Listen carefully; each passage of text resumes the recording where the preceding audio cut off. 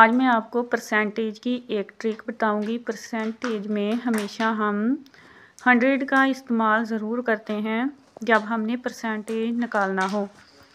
तो हम 4 और 6 को आपस में मल्टीप्लाई करेंगे तो 24 आ जाएगा, और 4 और 15 और 6 को आपस में मल्टीप्लाई करेंगे तो 90 आएगा। तो इन दोनों के दरमियान में 24.90 हो जाएगा, क्योंकि इसे 100 से डिवाइड ज़रूर किया जाएगा क्योंकि इसका परसेंटेज ऐसे ही निकलता है। 2 का परसेंटेज निकालेंगे तो 4.30 आ जाएगा। उसके बाद 7 परसेंटेज ऑफ 103 का परसेंटेज निकालेंगे तो 7.21 आ जाएगा। उसके बाद 4 परसेंटेज ऑफ 213 का परसेंटेज निकालेंगे तो 8.52 आ जाएगा।